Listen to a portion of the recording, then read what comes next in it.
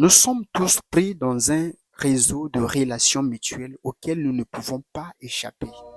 Ces mots ne sont pas tirés d'un livre de physique moderne, mais d'une cellule de prison en 1963. C'est Martin Luther King qui écrivait cela. Il ajoutait une phrase magnifique. Notre destinée commune est comme un vêtement sans couture. Ce qui affecte directement l'un de nous affecte tous indirectement. Visualisez d'abord ce vêtement sans couture.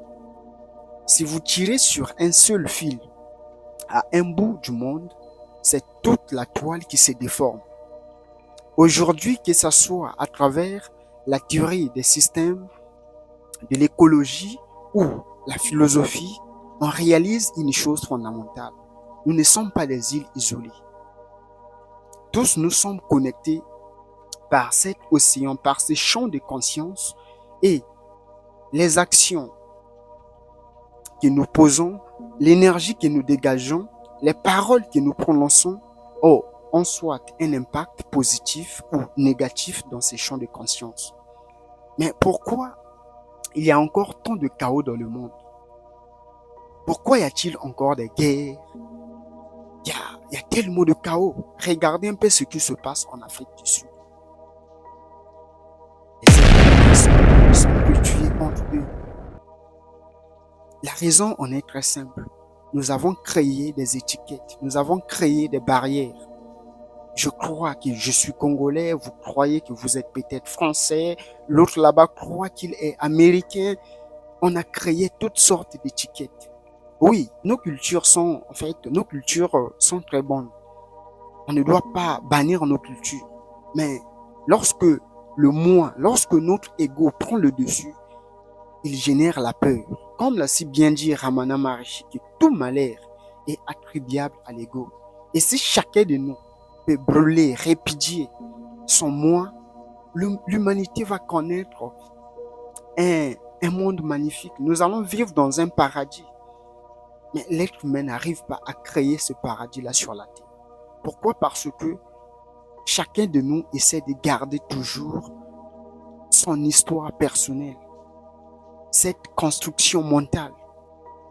Les croyances du genre je suis chrétien, vous êtes musulman, l'autre là-bas, il est bouddhiste. Ça nous détruit. Je ne sais pas si vous également, vous êtes en train de voir vous êtes en train de voir le dégât que ces croyances sont en train de créer dans le monde. L'humanité aujourd'hui est en train de suffoquer comme un poisson. Tout ça parce que nous avons créé des étiquettes. Si chacun de nous peut laisser à côté ces étiquettes, si chaque fois que tu rencontres un être humain, si tu arrives à percevoir le divin dans l'autre, vous n'allez pas traiter l'autre comme un fragment isolé. Mais vous allez le traiter comme étant une partie de vous-même. Vous allez comprendre que en détruisant ce fragment, je me détruis moi-même. Comme l'a si bien dit Martin Luther King, que notre destinée commune est un vêtement sans couture. Nous sommes tous reliés. Aujourd'hui même, les scientifiques en parlent. J'avais lu quelque part dans un livre de Greg Braden intitulé La Divine Matrice, il dit que il dit le chant joue le rôle de contenant, de pont et ainsi que de miroir pour nos croyances intérieures. Imagine que avec des croyances ou plutôt avec des émotions telles que la peur, qu'est-ce que nous allons créer? C'est plus de chaos. Avec des énergies telles que la haine, la jalousie pour nos prochains, on ne peut que créer plus de chaos. Ce qui se passe au Moyen-Orient, lorsque vous prenez du recul, vous allez vous demander, mais qu'est-ce qui se passe? Pourquoi l'être humain est-il devenu comme ça? Est-il devenu comme ça? C'est tout simplement à cause de notre histoire personnelle. Ce n'est pas une force qui se trouve au-delà des nuages qui est en train de créer ces chaos. Toi et moi, nous sommes responsables, car l'univers, c'est d'abord toi et c'est moi également. L'univers, c'est toi et moi. Ensemble, on peut cultiver, on peut reconstruire un monde où la paix, la joie va régner.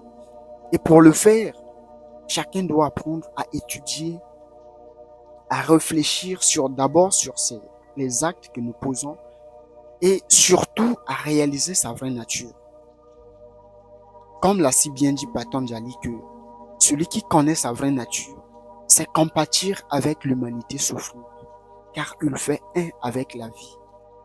Lorsque vous êtes en harmonie avec la totalité, il est très difficile de commettre les actes horribles. Mais celui qui s'éloigne de la totalité, il devient comme un parasite. Et même les cellules de notre organisme nous enseignent cela. Quand une cellule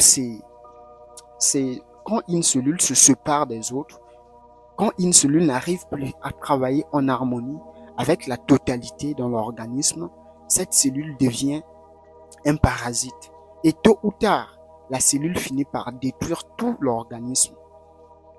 N'est-ce pas ce que nous les humains, nous sommes en train de devenir? Nous sommes en train de devenir comme des cellules cancéreuses. Et à la fin, on va tous mourir. Chacun doit réfléchir. Je sais que toi qui m'écoutes, vous n'êtes pas tombé sur cette vidéo par hasard.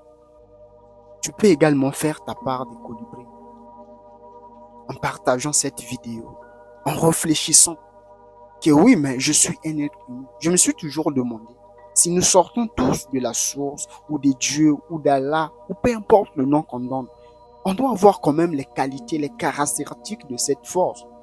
Et on décrit dans les livres, je ne sais pas, des livres sacrés ou tout, mais personnellement, je crois que un livre ne peut pas être sacré. C'est l'être humain qui est sacré, car le sacré se trouve dans l'être humain. C'est mon opinion personnelle. On dit que cette force-là, elle est amour, c'est la paix, c'est la joie. Chacun doit essayer de réfléchir. Si vous ne ressentez pas ces qualités-là, si vous ne ressentez pas ces caractéristiques-là, posez-vous des bonnes questions. Or, c'est très simple pour retourner dans cet état. Comme l'a si bien dit Rumi, qui au-delà des idées du bien et du mal, je vous y donne rendez-vous. L'absolu se trouve au-delà de notre conditionnement. Ce n'est pas pour rien que les gens comme Jésus ont dit que le royaume des cieux appartient à ceux-là qui sont comme des petits enfants.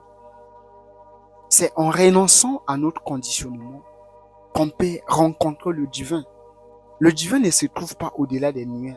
C'est en chacun de nous, que vous soyez musulman, que vous soyez chrétien, que vous soyez français, congolais, burkinabé, ivoirien, sénégalais, peu importe les étiquettes. Chacun peut retourner dans cet espace intérieur que Jésus nommait le royaume des cieux. C'est sur cette fréquence-là que réside la paix. Car un homme en paix ne peut pas être en conflit avec les autres.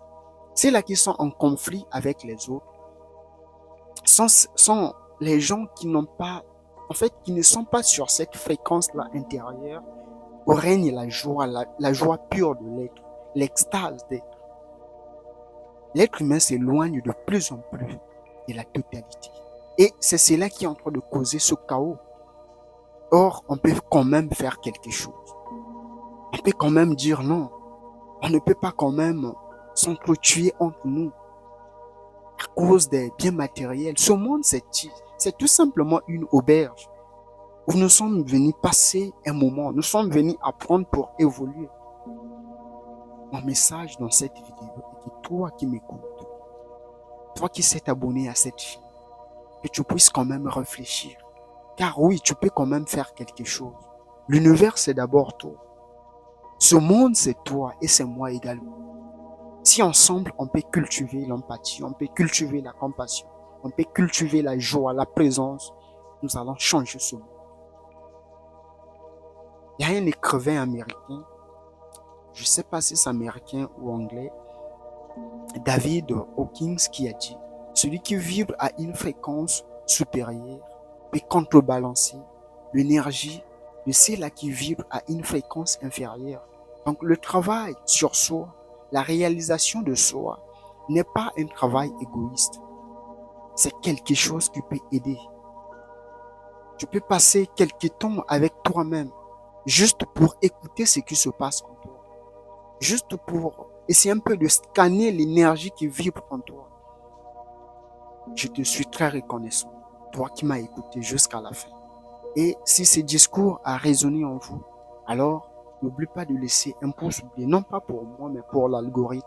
Et tu peux également abonner pour ne pas manquer ce genre de contenu. Alors que les gens courent vers les biens matériels, les gens cherchent à tout moment comment est-ce qu'ils peuvent remplir leurs poches.